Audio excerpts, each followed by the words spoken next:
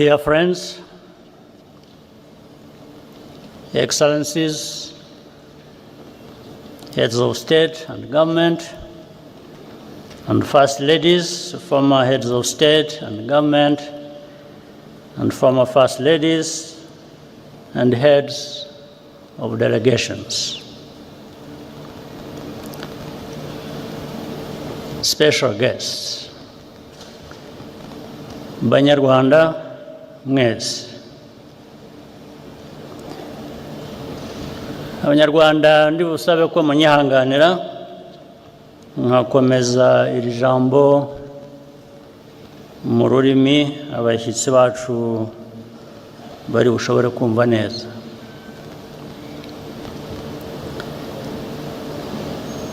Today, our hearts are filled with grief and gratitude in equal measure. We remember our dead and are also grateful for what Rwanda has become. To the survivors among us,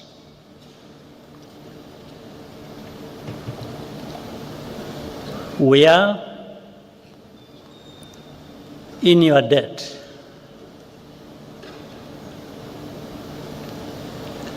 We asked you to do the impossible by carrying the burden of reconciliation on your shoulders, and you continue to do so, continue to do the impossible for our nation every single day, and we thank you.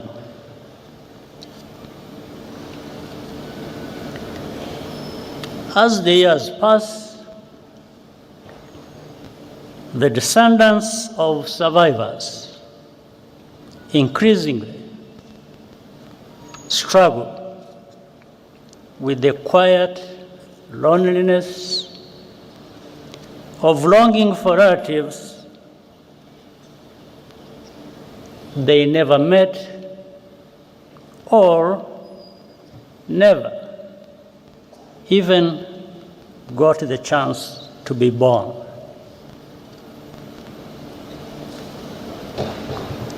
Today, we are thinking of you as well. Our tears flow inward, but we carry on as a family. Countless Rwandans also resisted the call to genocide. Some paid the ultimate price for that courage, and we honor their memory. Our journey has been long and tough. Rwanda was completely humbled by the magnitude of our loss, and the lessons we learned are engraved in blood.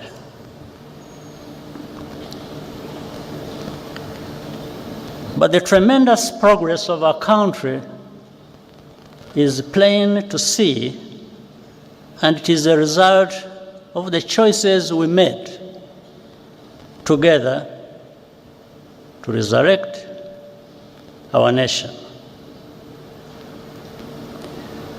The foundation of everything is unity. That was the first choice, to believe in the idea of a reunited Rwanda and live accordingly. The second choice was to reverse the arrow of accountability, which used to point outwards beyond our borders. Now, we are accountable to each other, above all. Most importantly, we chose to think beyond the horizon of tragedy and become a people with a future. Today, we also feel a particular gratitude to all the friends and representatives here with us from around the world. We are deeply honored by your presence alongside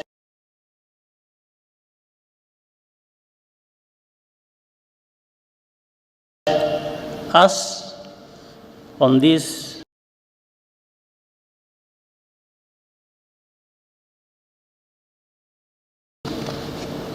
very heavy day.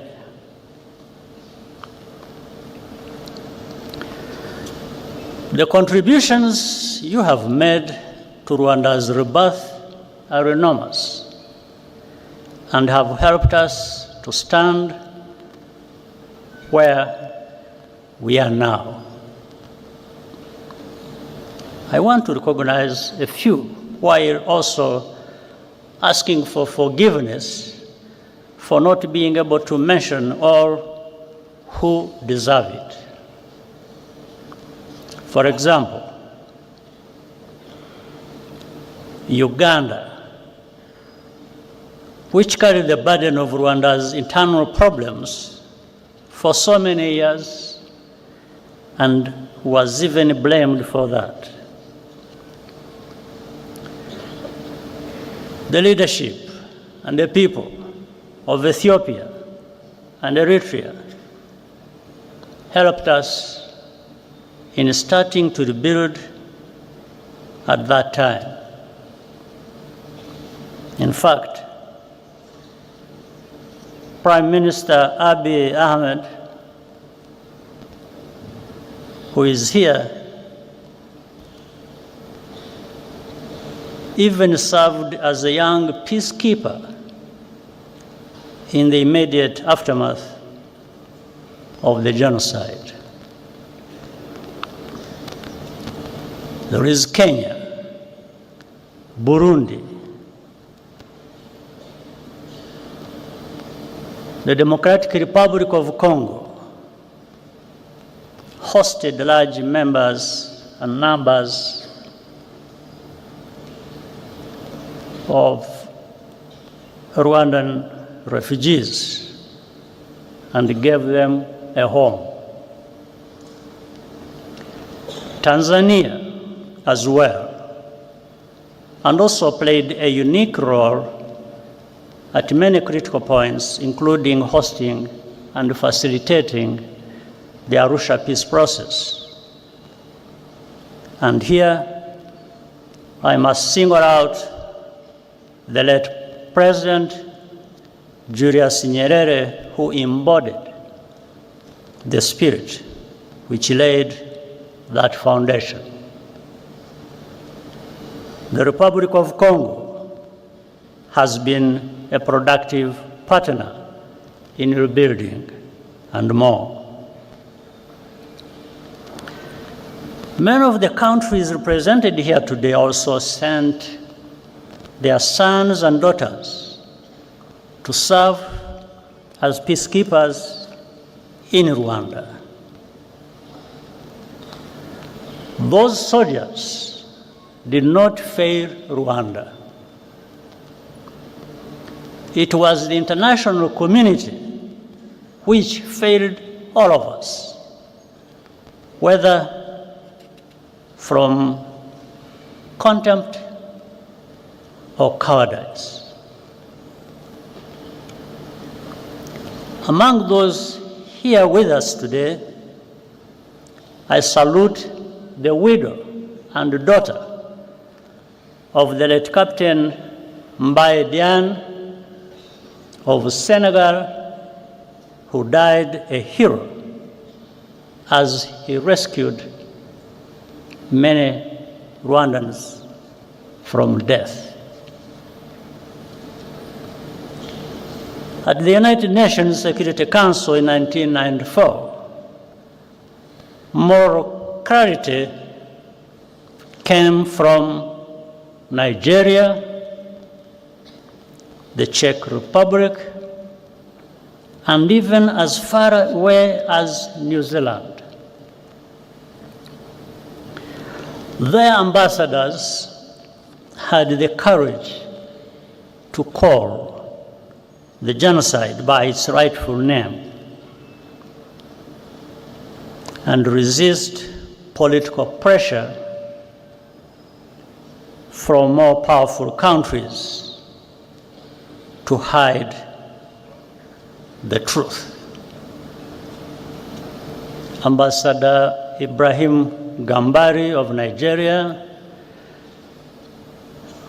and Czech Ambassador Karol Kovenda are here with us today, and we applaud you.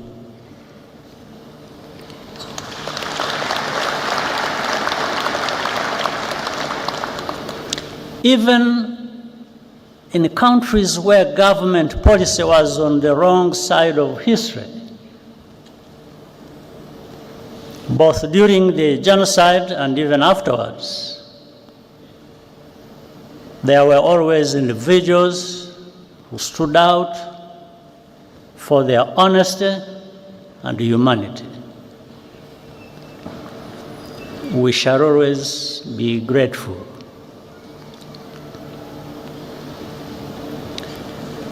We also appreciate the tangible support we have received from partners beyond our continent over the past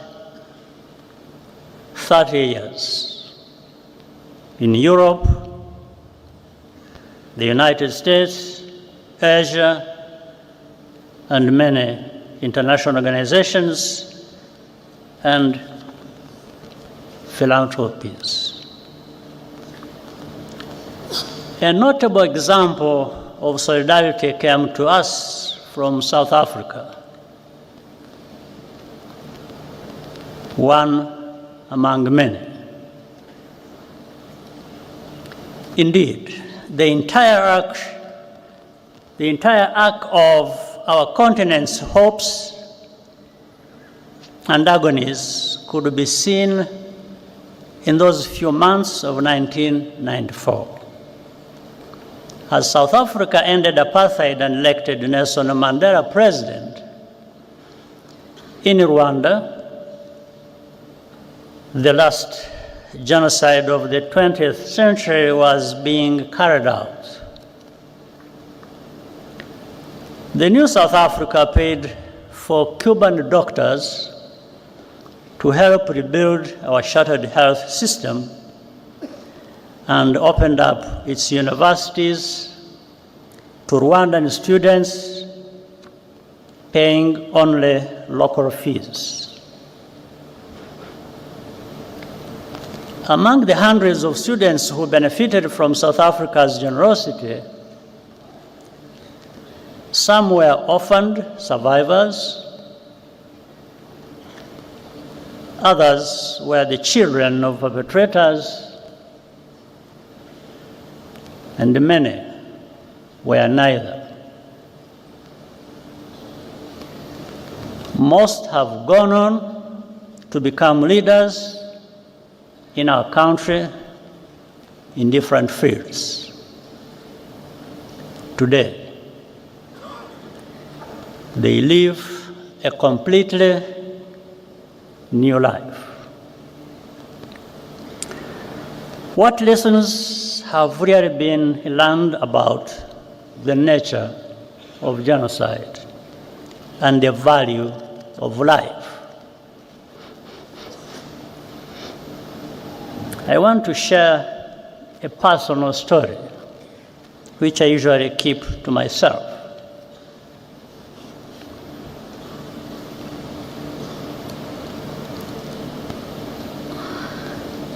My cousin, in fact, a sister, Florence,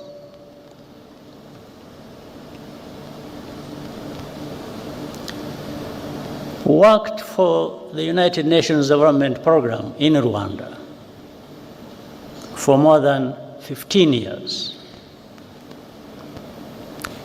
After the genocide started, she was trapped in her house near the camp Kagame Army Barracks with her niece and other children and neighbors, around a dozen people in total. The telephone in Francis' house still worked, and I called her several times using my satellite phone. Each time we spoke, she was more desperate. But our forces could not reach the area. When the commander of the UN peacekeeping mission, General Dallaire, visited me where I was in Mulindi, I asked him to rescue Florence. He said he would try.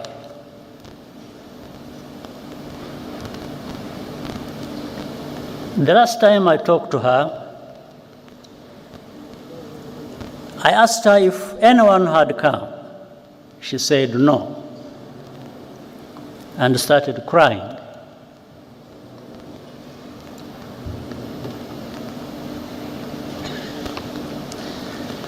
Then she said, "Paul, you should stop trying to save us. We don't want to live anymore anyway."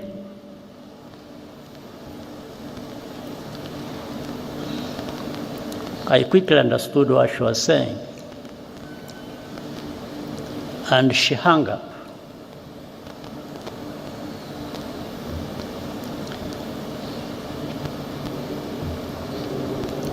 At that time, I had a very strong heart, but it weakened a bit because I understood what she was trying to tell me.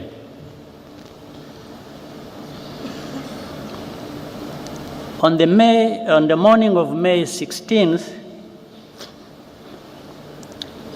following a month of torture, they were all killed, except for one niece who managed to escape, and thanks to a good neighbor. It later emerged that a Rwandan working at the UNDP betrayed his Tutsi colleagues to the killers. Witnesses remember him celebrating Florence's murder the night after the attack. He continued his career with the United Nations for many years, even after evidence implicating him emerged. He's still a free man, now living in France.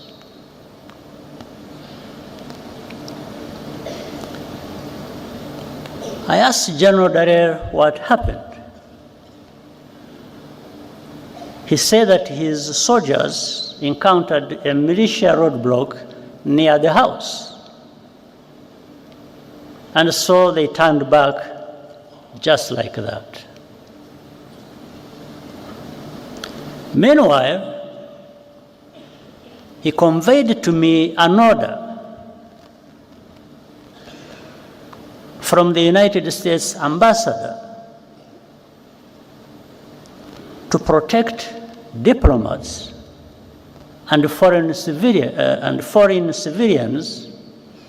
evacuating from or by road to Burundi from attack by the militias.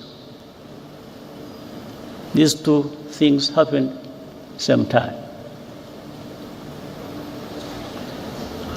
I do not need to be instructed to do something that goes without saying. That's what I was going to do.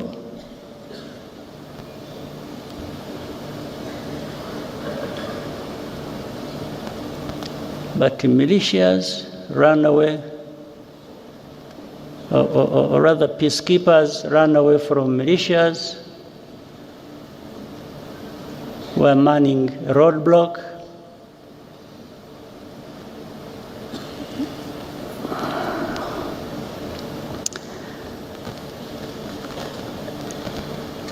I do not blame General Dallaire. He's a good man who did the best that could be done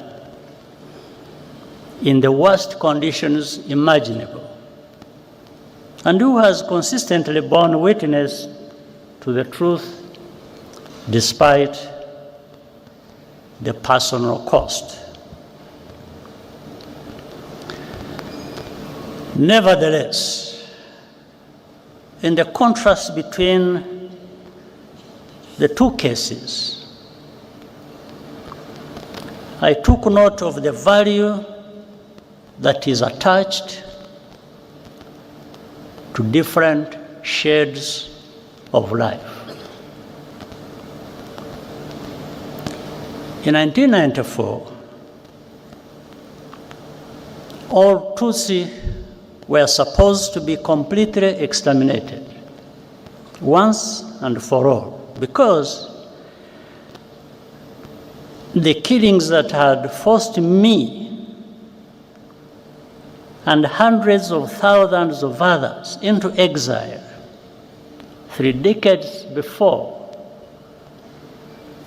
had not been sufficiently thorough. That is why even babies were systematically murdered so they would not grow up to become fighters.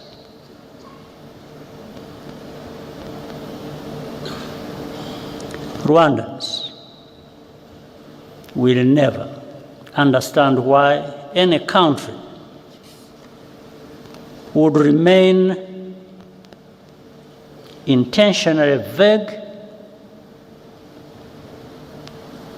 about who was targeted in the genocide. I don't understand it. Such ambiguity is in fact a form of denial which is a crime in and of itself. And Rwanda will always challenge it.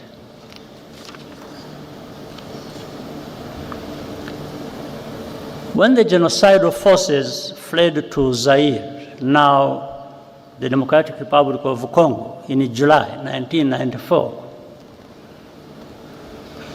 with the support of the external backers, they vowed to reorganize and return to complete the genocide. They conducted hundreds of cross-border terrorist attacks inside Rwanda over the next 5 years, targeting not only survivors, but also other Rwandans who had refused to go into exile, claiming thousands more lives. The remnants of those forces are still in eastern Congo today, where they enjoy state support in full view of the United Nations peacekeepers,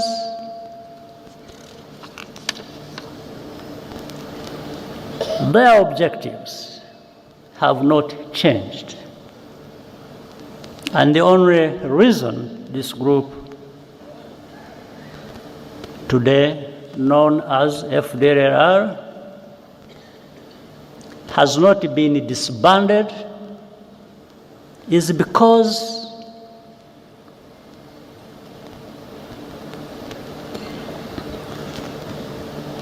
their continued existence serves some unspoken interest.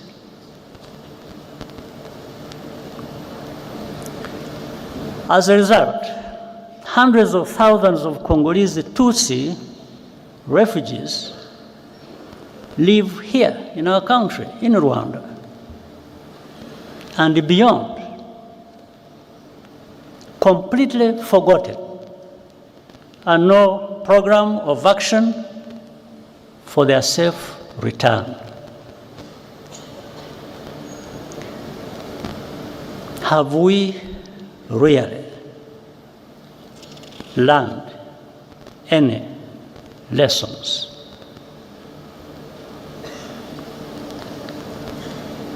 We see too many actors, even some from Africa,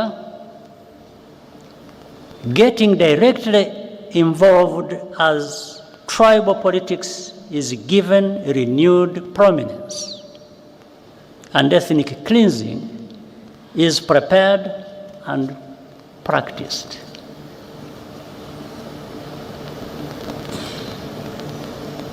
What has happened to us? Is this the Africa we want to live in? Is this the kind of world we want?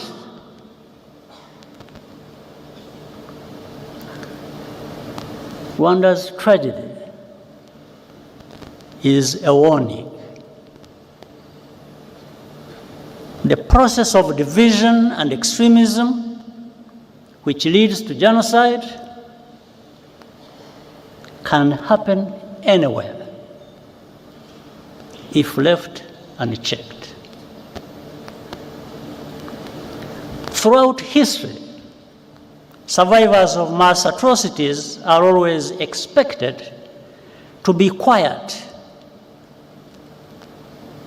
to censor themselves, or else be erased and even blamed for their own misfortune. Their testimony is living evidence of complicity, and it unsettles the fictions which comfort the enablers and the bystanders. The more Rwanda takes full responsibility for its own safety and dignity, the more intensely the established truth about the genocide is questioned and revised. Over time, in the media controlled by the powerful in the world, in this world, victims are rebranded as villains. And even this very moment of commemoration is derived as a mere political tactic. It is not.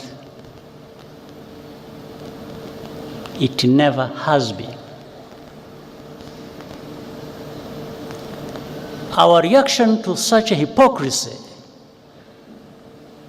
is pure disgust.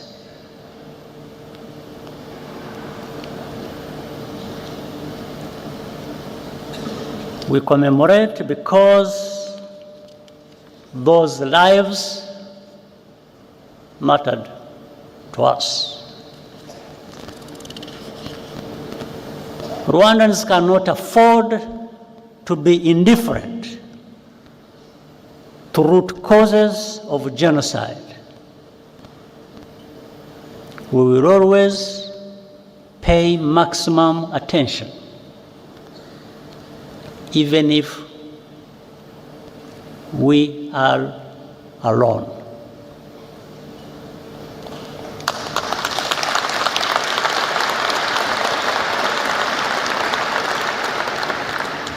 But what we are seeking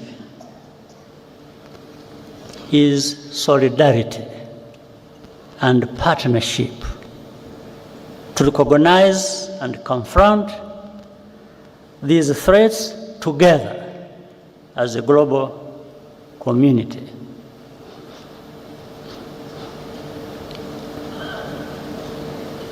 I will tell you another story. One night, in the later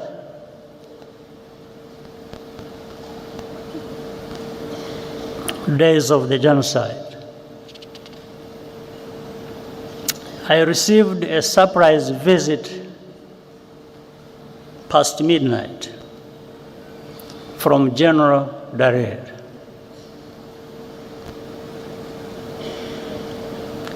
He brought a written message of which I still have a copy from the French general commanding the force that France had just deployed in the western part of our country, that operation took us.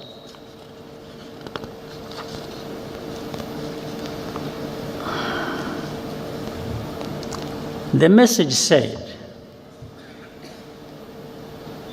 that we would pay a heavy price, meaning those of us, the RPF, if our forces dared to try to capture the town of Butare, that is in the southern part of our country. So, and General Dallaire gave me additional advice. He said, in fact, he warned me. He said that the French had attacked helicopters and all kinds of arms.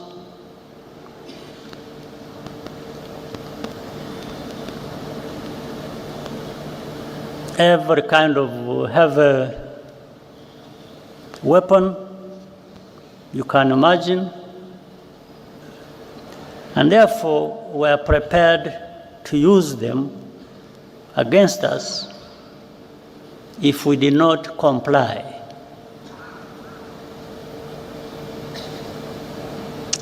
I asked Dallaire, I asked him whether French soldiers bleed the same way ours do. I asked him whether we have blood in our bodies. Then I thanked him and told him that he should just go and have rest and sleep, and have his sleep. After giving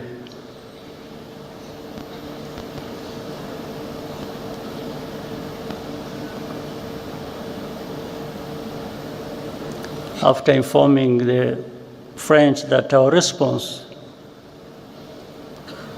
would follow. And it did.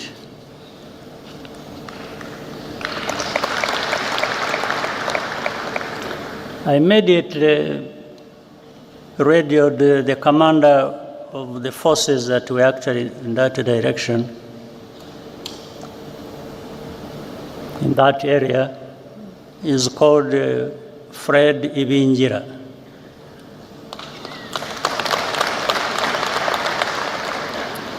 And told him to get ready to move and move to fight. We took Butare, which were being warned not to enter. We took that town at dawn.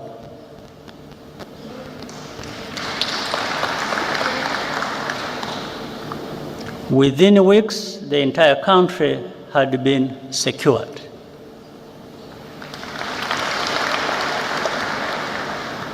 And we began rebuilding. We did not have the kind of arms that were being used to threaten us. But I reminded some people that this is our land, this is our country. Those who bleed will bleed over it.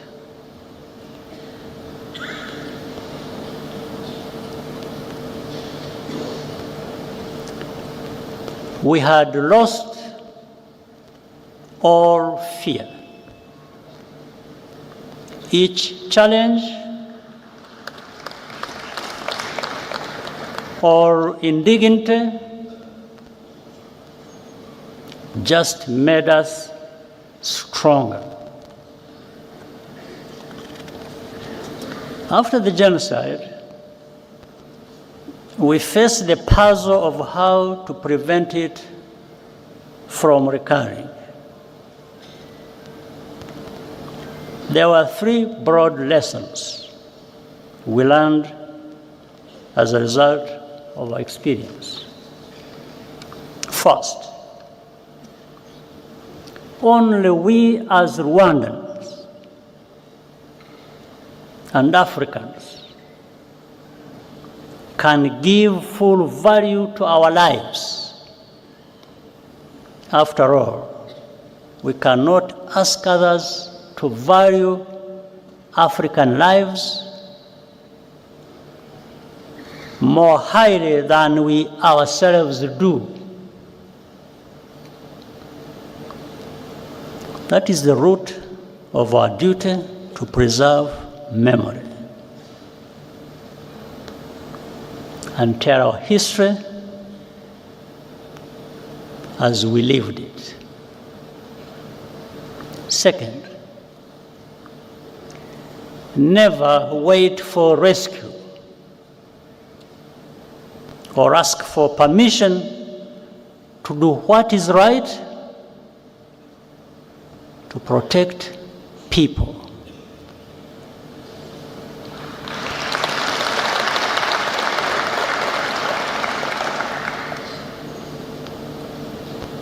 And that's why some people must be joking when they threaten us with all kinds of things and they don't know what they're talking about.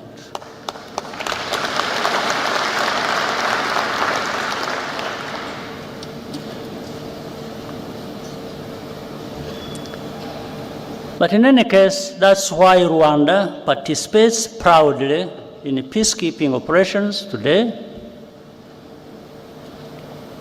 and also extends assistance to African brothers and sisters bilaterally when asked. Third,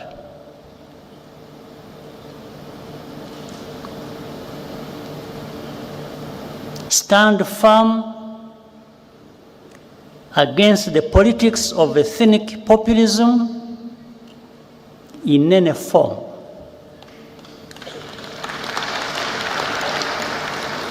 Genocide is populism in its purified form because the causes are political.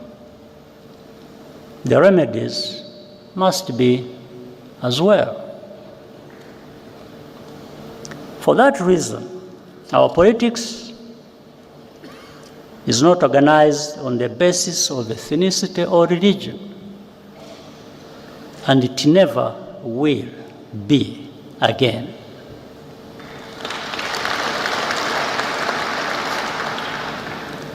The life of my generation has been a recurring cycle of genocidal violence in 30-year intervals.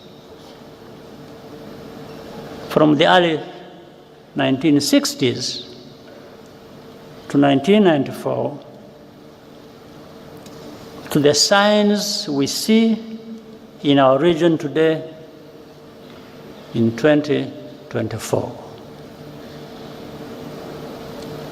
Only a new generation of young people have the ability to renew and redeem a nation after genocide. Our job was to provide the space and the tools for them to break the cycle. And they have. What gives us hope and confidence are the children we saw in the performance area, or the youth who created the tradition of Walk to Remember that will occur later today. Nearly 3/4 of Rwandans today are under age 35. They either have no memory of the genocide or were not yet born. Our youth are the guardians of our future.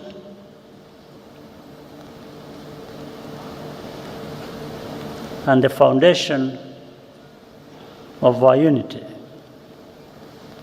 with a mindset that is totally different from the generation before. Today, it is all Rwandans who have conquered fear. Nothing can be worse than what we have already experienced. This is a nation of 14 million people who are ready to confront any attempt to take us backwards.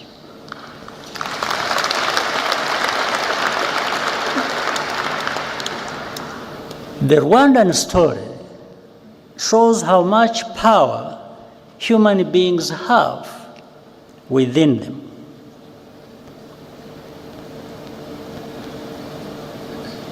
Whatever power you do have, you might as well use it to tell the truth and do what is right. During the genocide, people were sometimes given the option of paying for a less painful death. There is another story I learned about at the time, which always sticks in my mind, about a woman at a roadblock in her final moments.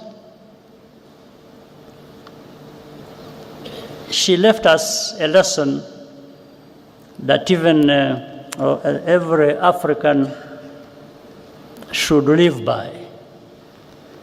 Every African should live by this lesson. When asked by the killers how she wanted to die, she looked them in the eye and spit in their face.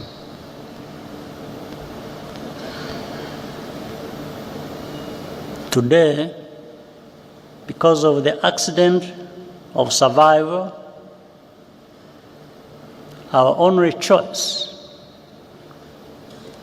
is what life we want to live.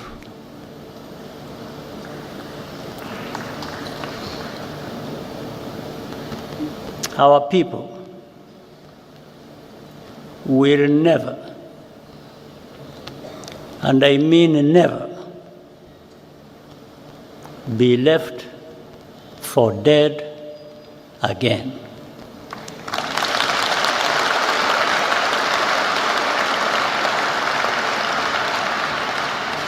I thank you.